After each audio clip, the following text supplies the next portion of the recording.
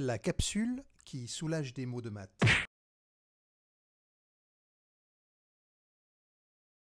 Alors ma petite, comment ça va? Est-ce que tu aimes les énigmes? Oui, monsieur, je vous écoute. Quel point commun y a-t-il entre une antenne de télévision, la trajectoire de ce skieur, ce phare de voiture et la collerette de mon chien Yuki? Ouh là là! Regarde bien.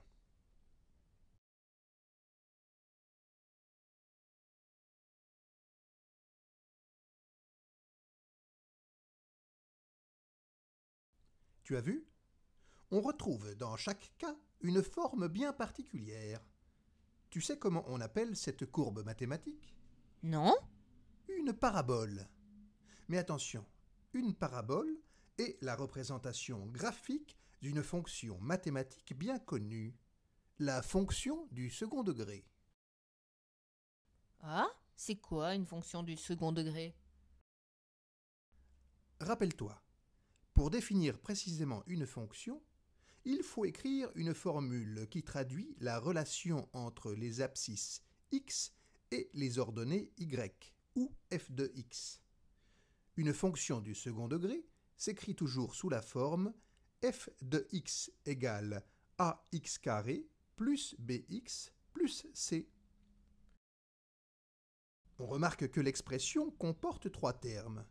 Un terme en x carré, ax carré, un terme en x, bx, et un terme constant, c.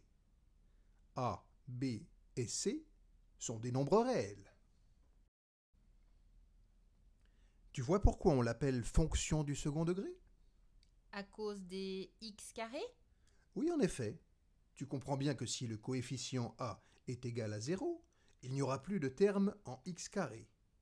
On ne peut plus parler alors de fonction du second degré. On se retrouve alors avec une fonction du premier degré.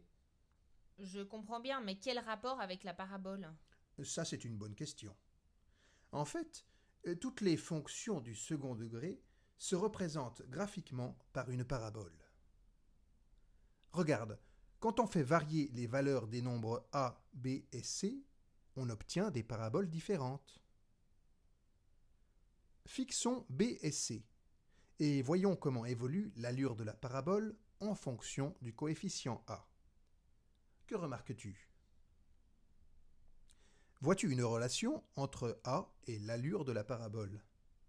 Ah oui, quand a est négatif, la parabole est dirigée vers le bas. Et quand a est positif, la parabole est dirigée vers le haut. Excellent! Pour toute parabole, on peut définir soit un minimum, soit un maximum.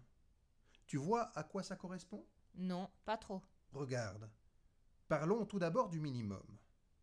Imagine un skieur qui dévale une pente. Ah oui, je vois ce que c'est qu'un minimum. Pour être précis, le minimum est ici l'ordonnée du point A. On dit que la fonction admet en x de A, l'abscisse de A, un minimum f de x de A. Je pense que tu peux imaginer maintenant ce qu'est un maximum. Oui. Regarde.